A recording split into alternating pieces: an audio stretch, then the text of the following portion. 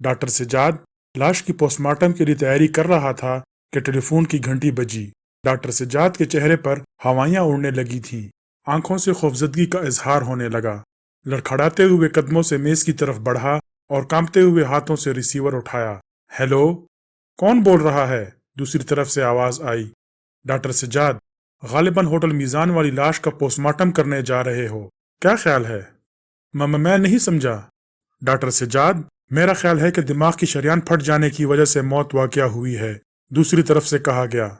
मुझ पर रहम करो, डॉक्टर सज्जाद गिड़गिड़ाया। तुम्हारा क्या बिगड़ता है? दूसरी सूरत में तुम जानते ही हो कि क्या होगा। मैंने अब तक वही किया है जो तुम कहते रहे हो, लेकिन कब तक? बस कुछ दिनों की बात और है। और तुम्हारा बिगड़ता क्या है? काका कुछ नहीं। दूसरी तरफ से सिलसिला मुनक़ता होने की आवाज़ सुनकर डॉक्टर सज्जाद ने रिसीवर क्रेडल में रख दिया और अपनी पेशानी पर फूट आने वाली नन्ही नन्ही बूंदों को रुमाल में जज़ब करने लगा। मगर सवाल तो ये है, वो आहिस्ता से बुड़बुड़ा कर रह गया। लाश सरदारगढ़ के एक मुतमव्वल आदमी के बेटे की थी और इसका ताल्लुक बरसरे इक़्तिदार पार्टी से था। इस वक्त वो भी सिविल अस्पताल में मौजूद था। डॉक्टर सज्जाद एक बार फिर पसीने में नहा गया। जूं तू करके इसने लाश का पोस्टमार्टम किया था और फिर रिपोर्ट लिखते वक्त इसके हाथ पर बुरी तरह कपकपाहट तारी हो गई थी। रिपोर्ट मुकम्मल करके इसने टाइपिस्ट के हवाले की और इसके मुतालिक हिदायत देता हुआ बाहर निकला चला गया।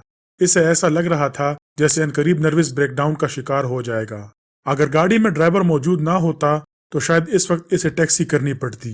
खुद ड्राइव करने की सकत इसमें नहीं रही थी। बहरहाल किसी ने किसी तरह घर पहुंचा, लेकिन अभी लिबास भी तब्दील नहीं कर पाया था कि किसी की आमद की इत्तला मिली। कौन है? इसने मुलाजिम को घूरते हुए कहा। क्या तुमने इसे बताया नहीं कि मैं पहले से वक्त का तयन किए बगैर नहीं मिलता? अंग्रेज औरत है जनाब, आपका नाम ले रही है, मुलाजिम ने जवाब दिया।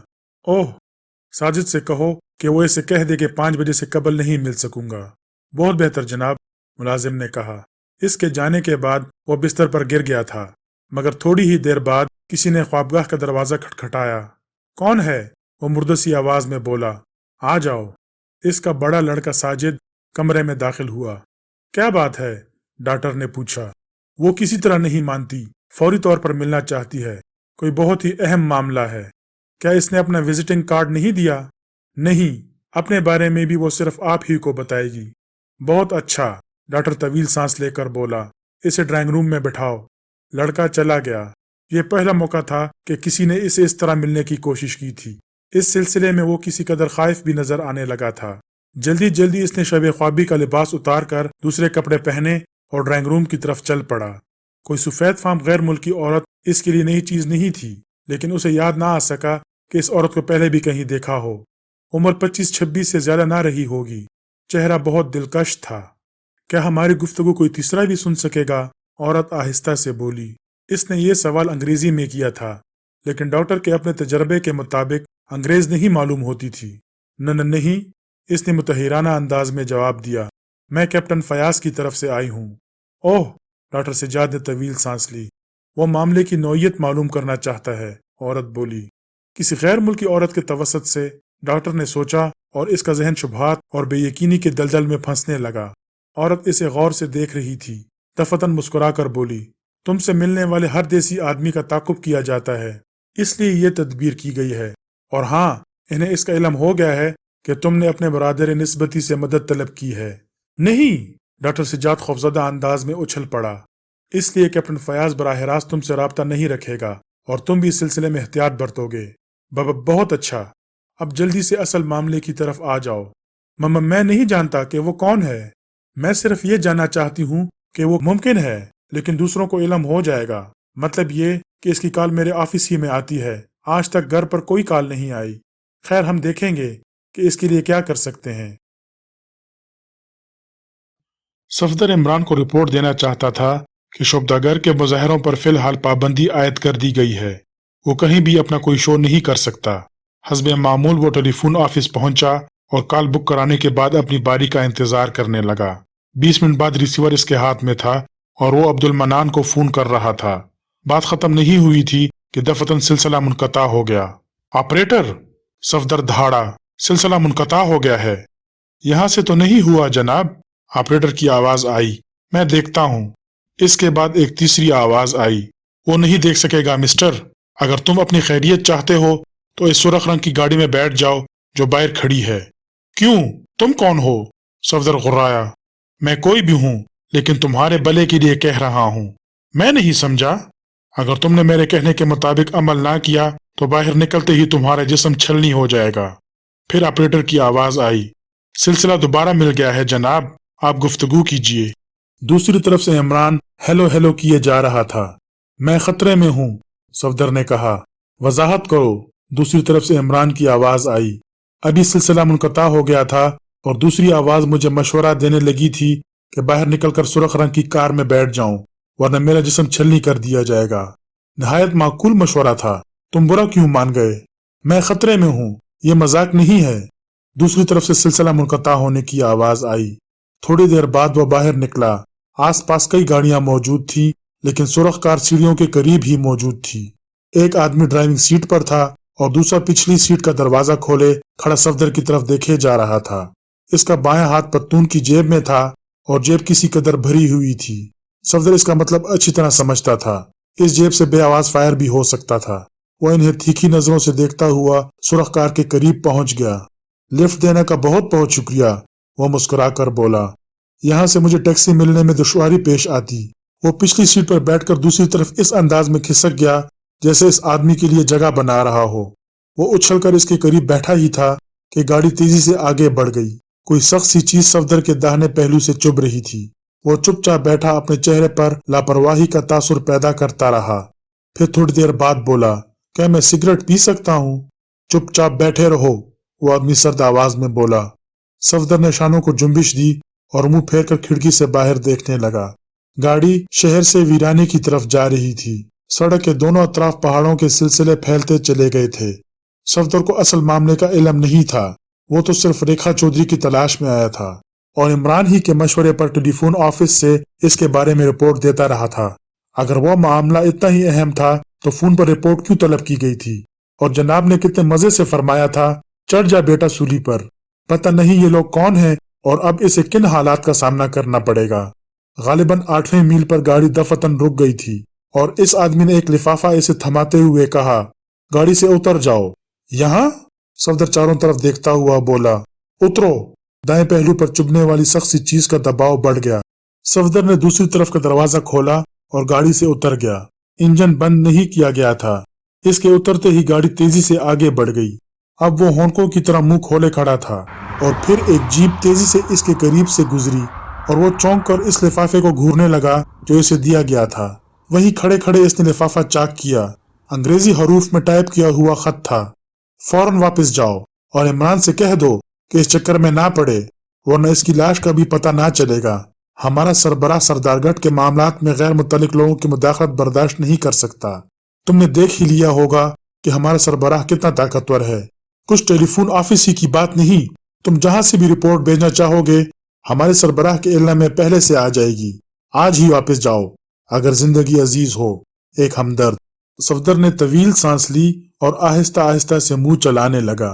اب سوال یہ تھا کہ شہر کس طرح جائے۔ اتنی دیر میں صرف وہی 2 گاڑیاں اس سڑک پر نظر آئی تھیں۔ پھر وہ پیدل ہی شہر کی جانب چل پڑا۔ شاید آدھے گھنٹے کے بعد ایک ٹرک دکھائی دیا تھا، یہ شہر ہی کی طرف جا رہا تھا۔ ٹرک ڈرائیور کو یہ باور کرانے میں بھی کچھ وقت صرف ہوا کہ وہ سچ مچ قابل رحم ہے۔ بہرحال کسی نہ کسی طرح شہر پہنچا تھا اور پھر اس فکر میں پڑ گیا تھا کہ آج ہی کی فلائٹ سے اپنے شہر پہنچ جائے۔ خدا خدا کر کے دوسری صبح 3 بجے ایئرپورٹ پر اس کا جہاز اترا تھا اور صفدر سوچنے لگا تھا کہ کیوں نہ اسی وقت عمران کے فلیٹ پر پہنچ کر اسے بور کیا جائے۔ اس سلسلے میں وہ جھنجھلاہٹ بھی بروئے کار آئی جو اصل معاملات سے لاعلمی کی بنا پر پیدا ہوئی تھی۔ ٹیکسی 3:30 بجے عمران کی قیامگاہ کے قریب پہنچی۔ وہ سوچ رہا تھا کہ اس وقت وہ یقینی طور پر عمران کو جھنجھلاہٹ میں مبتلا کر دے گا۔ 3 منٹ تک کال بیل کا بٹن دباتے رہنے کے بعد دروازہ کھلا تھا۔ سلمان دروازے میں کھڑا اسے چندیائی ہوئی آنکھوں سے دیکھے جا رہا تھا۔ پیچھے ہٹو، صفدر اسے دھکا دیتا ہوا بولا۔ جی ہاں، تشریف لائیے، صاحب سو رہے ہیں، جگا دو۔ یہ میں نہیں کر سکوں گا جناب، آپ ہی اٹھائیے، دروازہ بولٹ کیے بغیر سوتے ہیں۔ پھر جیسے ہی وہ خفگاہ کی طرف بڑھا تھا عمران کی آواز آئی تھی، آخا آپ ہیں۔ دروازے کو دھکا دے کر وہ خوابگاہ میں داخل ہوا۔ عمران پالتی مارے مصری پر برجمان نظر آیا۔ کہیے، कि वो सुरख गाड़ी आपको यहाँ तक पहुंचा गई है, इस लिफाफे समेत। सफदर ने जेब से लिफाफा निकालकर इमरान के आगे फेंकते हुए कहा, तशरीफ रखिए, या कहिए तो बिस्तर का इंतजाम कर दिया जाए। कहीं मैं पागलों की तरह चीखने ना लगूं, तब तो फिर जंजीरों का इंतजाम करना पड़ेगा। इमरान ने लिफाफे से बरामद होने वाले खत की तरफ तवज्जो देते हुए कहा। सफदर खामोशी से उसे घूरे जा रहा था। वो किसी तहय्युरज़दा बच्चे के से अंदाज में खत पढ़ रहा था। बेहद शरीफ लोग मालूम होते हैं। वो सफदर की तरफ देखकर बोला, क्या ख्याल है तुम्हारा? इस बार आपने सचमुच गर्दन ही कटवा दी होती। वहम है तुम्हारा। वैसे मैं पूरी कहानी सुनना पसंद करूंगा। बैठ जाओ। अच्छी बात है, ये मैं बाद में पूछूंगा कि वहम क्यों है मेरा। पहले आप कहानी सुन लीजिए, सफदर ने कहा और सुरख गाड़ी वाला वाकया दोहराने लगा। क्या ख्याल है तुम्हारा कि मैंने तुम्हें इनके रहम करम पर छोड़ दिया था? इमरान इसके खामोश हो जाने पर बोला था। कौन था जो मुझे इस उलझावे से निकाल लेता? अगर वो इस मस्खरेपन पर ना उतर आते तब भी तुम महफूज ही रहते। मैं तुम्हें भेजा ही इसलिए था कि इनकी नजरों में आ जाओ। अब मैं इतना अक्लमंद भी नहीं हूँ कि तुमसे फोन पर रिपोर्ट मांगता। दरअसल यही अंदाजा करना था कि वो कितने बाखबर हैं और इनका फैलाव किस नौइयत का है। तो गोया मैं पहले ही पहचाना गया था। यकीनन, क्योंकि तुम मेरे साथ बहुत ज्यादा देखे जाते हो। वैसे मुझे इल्म हो चुका है कि सुरख कार तुम्हें सुनसान सड़क पर छोड़कर कहाँ गई थी। अक्लमंद आदमी ये काम मैं किसी ऐसे आदमी से भी ले सकता था जो कभी मेरे करीब ना आया हो। इसका ये मतलब हुआ कि मुझे कुर्बानी का बकरा बनाकर आपने सही मालूमात हासिल की हैं। 8 आदमी हर वक्त तुम्हारी निगरानी करते थे और यहाँ मेरी निगरानी हो रही है, लेकिन मैं फिलहाल इन्हें नहीं छेड़ना चाहता जो मेरी निगरानी कर रहे हैं। सवाल तो ये है कि असल मामला क्या है? दिलचस्प कहानी है, इमरान ने कहा और तकिए के नीचे च्युइंगम का पैकेट तलाश करने लगा। कहानी जनाब, च्युइंगम से मदारात ना कीजिए। क्या तुमने इन बुजुर्ग का किस्सा नहीं सुना जो हुक्का पिलाए बगैर नहीं मानते थे? मैं बहुत थका हुआ हूँ। च्युइंगम थकन भी दूर कर देती है। वो सफदर की तरफ एक पीस बढ़ाता हुआ बोला। कुछ देर दोनों अहमकों के से अंदाज में च्युइंगम कुचलते रहे और फिर इमरान ने कहा, इस कहानी का ताल्लुक कैप्टन फयाज से है। कहानी दोहरा चुका तो हंस कर बोला, अब आलम यह है कि फयाज के आदमी भी मेरी निगरानी कर रहे हैं कि कहीं मैं सरदारगढ़ ना चला जाऊं। यानी वो इस हद तक खाइफ है? सफदर हंस पड़ा। कभी कभी ऐसा भी होता है, वो अपने लिए खाइफ नहीं है तो इसका वो अजीज सरदारगढ़ ही में रहता है। हाँ, रेखा चौधरी का क्या किस्सा है? क्या फयाज का अजीज इससे कोई ताल्लुक रखता है? पता नहीं। इसकी तस्वीर तो इसी पर्स से बरामद हुई थी जो मुझे बेहोश आदमी के करीब गल्ले के गोदाम में मिला था। फयाज के इस अजीज को आप जानते हैं? क्यों नहीं, आज ही इसकी कहानी भी मुझ तक पहुंची है। इसके बारे में जूलिया ने मालूमात फराहम की हैं, लेकिन वो मेकअप में थी। वो मेकअप में थी और मैं यूं ही दार पर चढ़ा दिया गया, सफदर ने बुरा मान कर कहा। अगर वो मेकअप में ना होती तो कोई सुरख गाड़ी इसे उफक के पार ही ले जाती। तुम्हारी तरह लिफाफा ना दिलाती मेरे लिए। खैर खैर, फयाज के अजीज की कहानी क्या है? सरदारगढ़ का सिविल सर्जन है, डॉक्टर सज्जाद। ओहो, नाम तो सुना हुआ सा लगता है। फिर इमरान इसे बतफसील बताने लगा कि डॉक्टर सज्जाद क्यों खाइफ है। इतने में किसी ने ख्वाबगाह के दरवाजे पर दस्तक दी। कौन है? इमरान चौंक कर बोला। दरवाजा खुला था और सलमान काफी की ट्रे उठाए हुए अंदर आया था। कमाल है भाई, इमरान के लहजे में हैरत थी। तुम इस घर में बहुत मकबूल मालूम होते हो। मुझे कभी 4 बजे सुबह काफी नहीं मिली। सफदर मुस्कुरा दिया, लेकिन सलमान का मुंह फूला हुआ था। वो कुछ ना बोला। अबे तू खुद क्यों पाव रोटी बना हुआ है? इमरान ने सलमान को घूरते हुए कहा। रोटियां लग गई हैं, सलमान ने जले कटे लहजे में कहा। भाई, मैंने काफी की फरमाइश नहीं की थी, तुम ख्वाह मख्वाह खफा हो रहे हो। इसकी बात नहीं है साहब, सलमान बसतूर मुंह चढ़ाते हुए बोला। जब आपने घंटी बजाई इस वक्त ख्वाब देख रहा था कि मैं साहब के साथ बाजार गया हुआ हूँ और साहब मेरे लिए सूट का कपड़ा खरीदने वाले थे। जेब से बटवा निकाला ही था कि आंख खुल गई। खुल गई ना? अबे तू ख्वाब में भी अब मुझसे कुछ नहीं वसूल कर सकता, इमरान ने कहा लगाया। क्यों, अब क्या मुसीबत आ गई है?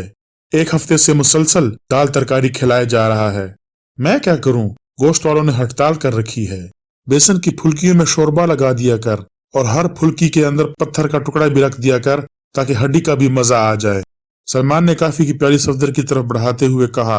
बस आजकल सुबह से शाम तक बैठे गोश्त की नकल तैयार करते रहते हैं। मैं तो नहीं पका सकता अड़ू के दाल के कोफ्ते। मछली और मुर्ग में क्या कबाहत है? सफदर बोला। मछली की शक्ल देखकर पता नहीं कौन याद आने लगती है और मुर्ग बदतमीज होता है, सलमान ने ठंडी सांस लेकर कहा। नहीं होता? इमरान ने गुस्सीले लहजे में पूछा। होता होगा साहब, लेकिन आप अंडा भी तो नहीं खाते। ये नाम मुझे पसंद नहीं। वाह, अंडा, अंडा भी कोई नाम हुआ। बैंगन भी इसीलिए नहीं खाते। सलमान ने सफदर की तरफ देखकर कहा और इमरान की तरफ काफी की प्याली बढ़ाई। अच्छा, अब तुम दफा हो जाओ। सलमान चला गया और डॉक्टर सज्जाद की बात फिर छिड़ गई। इस केस में सबसे अहम नुक्ता यह है कि वो लोग बड़े जियाले हैं, इस हद तक बेबाक हैं कि कानून के मुहाफिजों को भी चैलेंज कर सकते हैं, लेकिन इन अमवात की असल वजह छुपाना चाहते हैं। वाकई ये हैरत अंगेज है, सफदर सर हिलाकर बोला। जब इन्हें यकीन है कि पुलिस इन तक नहीं पहुंच सकेगी तो अमवात की कोई वजह भी जाहिर होने से कोई फर्क नहीं पड़ता। सफदर मुस्तफाराना नजरों से इसकी तरफ देखता रहा। अब आओ जहर की तरफ। कोई नामालूम किस्म का जहर है। डॉक्टर सज्जाद इसे कोई नाम नहीं दे सका। फिर इसके असरात दिल ही तक महदूद रहते हैं। मैदे या शरियानों में इसका सुराग नहीं मिलता। और डॉक्टर सज्जाद ये बताने से भी कासिर रहा था कि जहर जिस्मों के अंदर किस तरह दाखिल हुआ था। अब तुम मुझे कुछ बताओ, क्योंकि आखिरी आदमी तुम्हारे सामने ही मरा था। मेरे सामने मरा नहीं था, सिर्फ गिरा था। पहले भी कई गिर चुके थे। स्टेज का पर्दा खींच दिया गया था और करीबन 15 मिनट बाद मौत का ऐलान किया गया था। रक्स के दौरान इनका दरमियानी फासला कितना रहा होगा? यही कोई 3 फीट। जहन पर जोर देकर बताओ कि गिरने से कबल क्या वो फासला किसी कदर कम भी हुआ था? यकीन के साथ नहीं कह सकता। जाहिर है कि इसकी तरफ तवज्जो ही नहीं थी। इमरान थोड़ी देर तक खामोशी से काफी की चुस्कियां लेता रहा, फिर आहिस्ता से बोला, ये लड़की रेखा चौधरी खतोखाल के एतबार से यहाँ की बाशिंदा नहीं मालूम होती। आप तस्वीर की बिना पर कह रहे हैं। 100% यही की पैदावार है। चलो खैर, लेकिन जिसके पर से वो तस्वीर बरामद हुई थी, इसके लिए आपने क्या किया? कुछ भी नहीं। इसकी शख्सियत पर तो लड़की ही रोशनी डाल सकेगी। तो आप यहाँ बैठे बैठे काम चलाएंगे? अब तुम खुद ही देखो, 2 तरफ से घिरा हुआ हूँ। कहीं ये हरकत इसलिए तो नहीं की गई कि आप सिर्फ इसी शहर तक महदूद होकर रह जाएं। जाहिर है कि फयाज हरगिज ना चाहेगा कि आप शहर छोड़ दें। पता नहीं भला अब क्या कहा जा सकता है। ठीक इसी वक्त फिर किसी ने बाहर से कॉल बेल का बटन दबा दिया। अब कौन है? इमरान बुड़बुड़ाया। थोड़ी देर बाद सलमान फिर कमरे में दाखिल हुआ और कागज का एक पुर्जा इमरान की तरफ बढ़ाता हुआ बोला, सिद्दीकी साहब दे गए हैं। कौन सिद्दीकी साहब? 3री मंजिल पर रहते हैं। इनके यहाँ किसी ने फोन करके ये नंबर दिया है कि आप फौरन इस नंबर पर रिंग कर लें। इमरान ने पुर्जे को गौर से देखा। इस पर 6 हिस्सों का एक नंबर तहरीर था। इन्होंने कॉल करने वाले का नाम नहीं बताया? नहीं, बेचारे घबराए हुए थे, इनकी नींद भी खराब हुई। अच्छा, इमरान उठता हुआ बोला, देखता हूँ कि इस नंबर पर कौन नालायक है जिसने बराह रास्त बोर करने की बजाय मेरे एक शरीफ पड़ोसी को भी बोर किया। सिटिंग रूम में आकर इसने फोन पर वो नंबर डायल किया। दूसरी तरफ से रिसीवर उठाने की आवाज के बाद हेलो सुनाई दी, और ये हेलो कैप्टन फयाज के अलावा और किसी की नहीं हो सकती थी। ये क्या हरकत थी? इमरान गुर्राया। मजबूरी, मैं बहुत परेशान हूँ। इसी परेशानी में तुम्हारे आदमियों ने मेरी निगरानी शुरू कर दी है। शायद इस वक्त भी 3 आदमी आसपास मौजूद हैं। अब कोई भी नहीं है, सब हटा लिए गए। मैं तुमसे मदद का तालिब हूँ, लेकिन एक तजवीज के साथ। मैं तुम्हारी मदद करना चाहता हूँ, तजवीज भी पेश करो।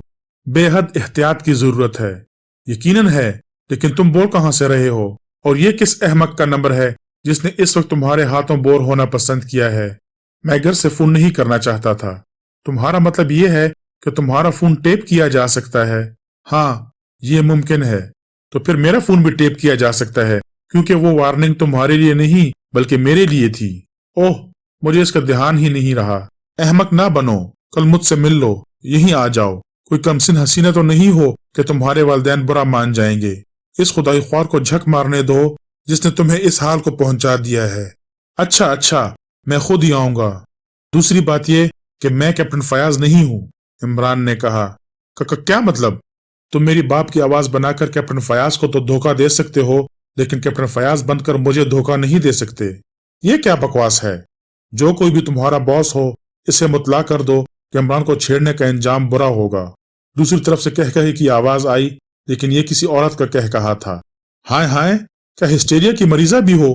इमरान डार्लिंग, तुम वाकई कमाल के आदमी हो, दूसरी तरफ से कहा गया। इस बार भी नस्वानी ही आवाज थी। आ जाओ, इसी बात पर गर्मा गर्म काफी पिलाऊंगा। आ जाऊं? यकीनन। आवाज की नकाली में जो कच्चापन है, मेरी मदद से दूर कर लो। अब अपनी आवाज की नकल सुनो। इस बार इसने सचमुच इमरान की आवाज की नकल उतार कर रख दी थी। इमरान ने उल्लुओं की तरह दीदे नचाए और फिर चहकार कर बोला, बस अब आ ही जाओ। वैसे मुझे यकीन है कि तुम अपने बॉस की शख्सियत से आगाह ना होगी। ये हकीकत है मिस्टर अली इमरान, अगर तुम मुझे गिरफ्तार भी करा दो तो बात सिर्फ मेरी ही हद तक रह जाएगी, उस पर कोई हाथ नहीं डाल सकेगा। जाहिर है कि मैं तुम्हें गिरफ्तार करने की कोशिश ना करूंगा, जबकि उन 4 आदमियों को कई दिन से बर्दाश्त कर रहा हूं जो दिन रात मेरे पीछे लगे रहते हैं। सचमुच बहुत बाखबर आदमी हो। अच्छा, सुबह 7 बजे फिलाडेल्फिया में मेरे साथ नाश्ता करो। मंजूर, लेकिन मैं तुम्हें पहचानूंगा किस तरह? मैं तुम्हें पहचानती हूँ, खुद मिल लूंगी, इसकी फिक्र ना करो। लेकिन एक बार फिर आगाह कर दूं कि मेरी गिरफ्तारी से तुम्हें कोई फायदा ना पहुंच सकेगा। लानत बेजो फायदे पर मैं अमूमन घाटे के सौदे किया करता हूँ। अच्छा बस, दूसरी तरफ से आवाज आई, सुबह 7 बजे फिलाडेल्फिया में मुलाकात होगी, दूसरी मंजिल के लाउंज में। बाय बाय कहकर इमरान ने रिसीवर क्रेडल पर रख दिया।